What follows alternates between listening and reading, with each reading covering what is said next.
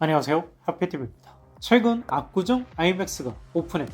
압구정 아이맥스, 화질, 음질 애호가들이 만족할 수 있는 극장이지 하피TV가 분석해봅니다. 압구정 아이맥스가 화제인 것은 서울 내 그것도 강남 최초의 아이맥스라는 점 때문입니다. 아이맥스는 현재 전국 19개 상영관, 서울 내에는 3개의 상영관이 위치하고 있습니다.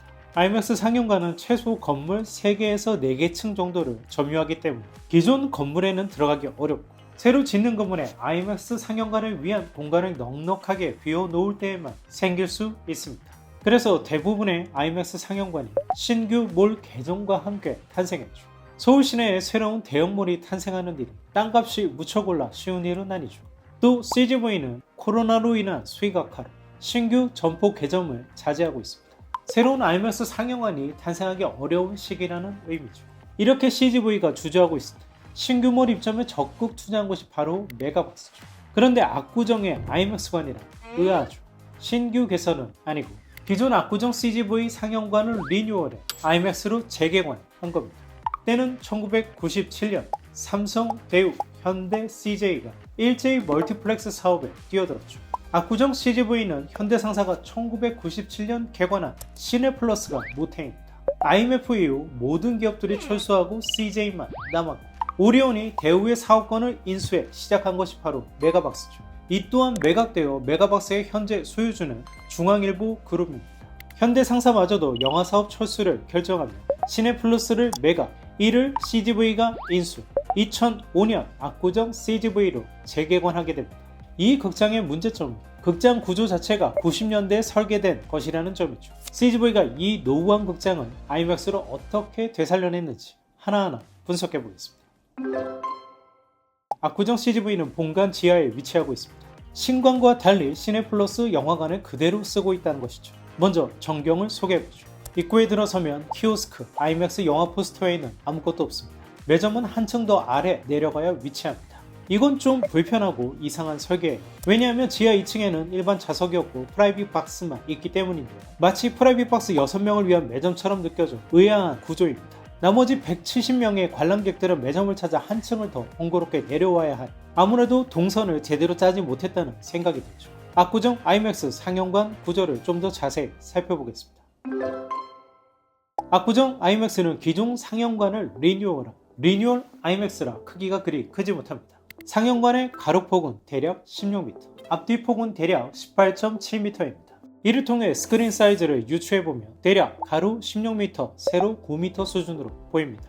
아이맥스 수원, 의정부와 유사한 사이즈죠. 이들 극장 모두 기존의 극장을 리뉴얼했다는 공통점이 있죠. 하지만 압구정 아이맥스에는 이들과 달리 아이맥스 싱글 레이저 영사기를 갖췄습니다.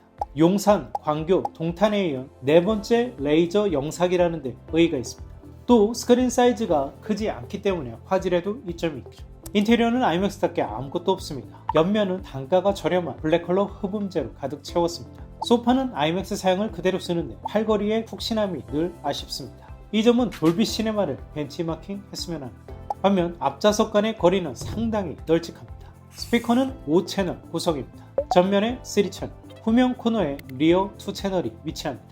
아이맥스는 6채널 기반으로 센터 위에 위치하는 어퍼 센터 채널이 존재하는데요. 압구정 아이맥스에는 이 어퍼 센터 채널이 없고 천정 실링 스피커도 없습니다.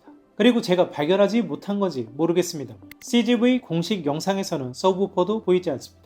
일단 압구정 아이맥스에서는 스피커에 있어 높은 점수를 주기 힘듭니다. 무엇보다 압구정 아이맥스 전면 스피커 위치가 좀 특이하죠. 용산 아이맥스는 프론트 센터 채널이 스크린 중간 높이에 위치하는 것에 반해 압구정 아이맥스는 아래로부터 5분의 4 지점에 위치합니다. 왜 그럴까요? 압구정 아이맥스는 프라이빗 박스를 도입한 첫 번째 아이맥스인데 프라이빗 박스를 위해 아래층 전체를 할애했습니다. 이런 구조 때문에 앞좌석 3분의 1이 사라졌습니다. 따라서 1열의 좌석이 다른 아이맥스 상영관의 3분의 2 지점부터 시작되기 때문에 이를 감안해 스피커 위치를 보다 위로 올린 것이죠. 압구정 아이맥스는 디얼이 스피커 위치와 일치합니다.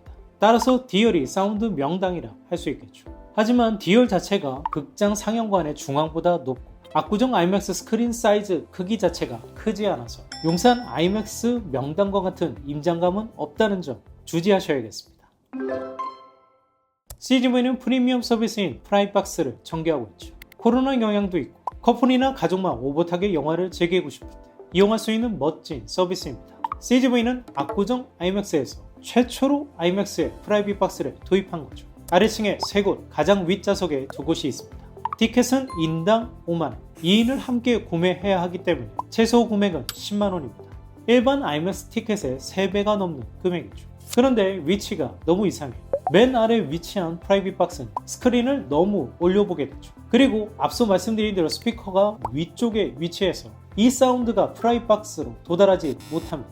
이뿐일까요? 최상단에 위치한 프라이빗 박스는 시트 바로 앞에 거대한 리어 스피커가 위치합니다. 이 좌석에 앉은 관객은 뒤에서 들려야 할 리어 스피커의 음이 강렬하게 앞에서 울리는 것을 감내해야만 합니다. 따라서 이곳에 앉은 관객은 리어 스피커의 음만 들리게 될 겁니다. 프라이빗 박스로 인한 문제점은 뒤에서도 언급하죠.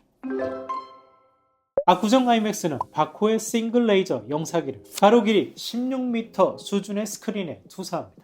스크린 사이즈가 작다 보니 화질이 의외로 괜찮습니다. 다른 아이맥스 스크린에서 표현하지 못했던 진득함, 개조 콘트라스트가 잘 살아납니다. HDR 편집도 가능하다 느껴질 정도로 사이즈를 차치하고 화질 면에서는 괜찮은 점수를 줄만합니다. 문제는 사운드입니다. 디얼의 경우 스피커에서 좌석까지 약 13m가 떨어져 있죠. 다른 아이맥스 상용관보다 상대적으로 가까워 프론트와 센터 채널이 또렷하게 들립니다.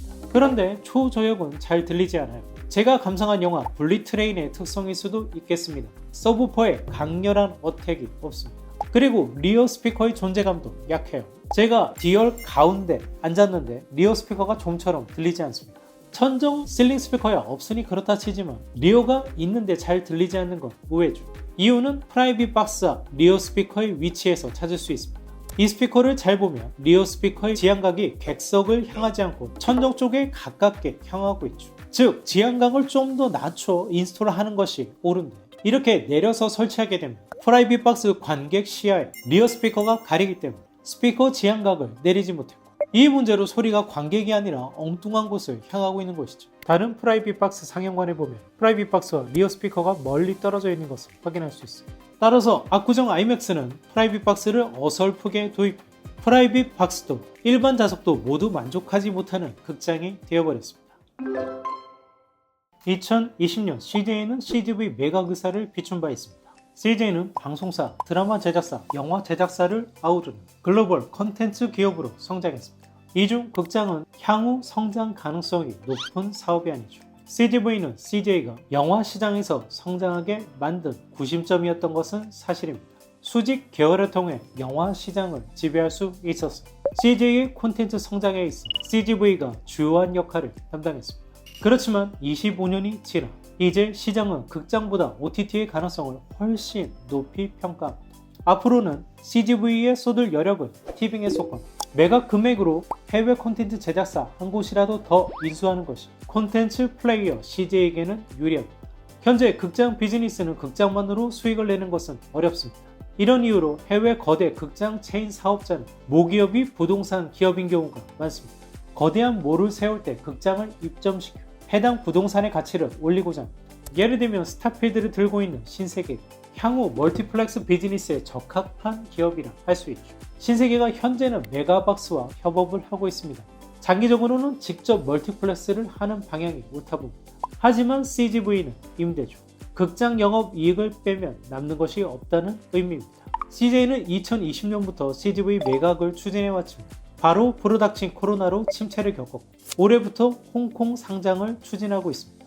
과거 아이맥스가 홍콩 상장에 성공했듯 말이죠. 하지만 지금의 CGV는 시장 평가 금액이 낮기 때문에 매각 시기가 미뤄질지언정 CJ의 CGV 매각은 예정된 수순이라 저는 보고 있습니다.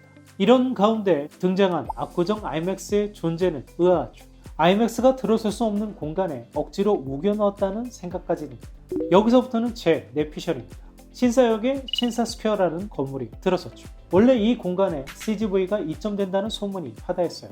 그런데 코로나 때문에 CGV가 신규 개점을 전면 중단했죠. 계약한 이 건물에 CGV가 들어가는 대신 애매하게 CJ AI 센터가 무려 4개 층을 씁니다. 4층이면 극장이 딱 들어가기 좋은 구조죠. CGV가 당초 여기에 IMAX를 넣기로 했는데 여의치 않죠. 미리 준비한 IMAX 설비를 압구정 CGV에 무리해서 넣은 것. 이것이 제 뇌피셜입니다. 틀릴 수도 있을 겁니다. 하지만 그런 생각이 들 정도로 압구정 IMAX를 졸속으로 만들었다는 의미입니다. CGV, IMAX라는 브랜드를 경쟁자인 돌비 시네마에 밀리지 않기를 바란다면 압구정 IMAX와 같은 졸작을 내놓을 것이 아니라 IMAX의 장점을 소비자에게 어필할 수 있는 충실한 상영관을 만들어주기를 바랍니다. 예를 들면 CJ가 수조 원을 투자하는 일산 라이브시티에 세계 최대 IMAX 상영관 이런 공간 충분히 지을 수 있을 텐데 CGV는 여기에 이점한다는 뉴스도 없는 안타까운 일입니다. 압구정 IMAX, 비싼 IMAX 티켓값 지불할 가치가 없는 곳입니다. IMAX 팬이라면 꼭 용산 IMAX로 가시길 바랍니다. 오늘의 영상이 여러분이 극장을 선택하실 때 도움이 되었으면 합니다. 지금까지 하피TV였습니다. 감사합니다.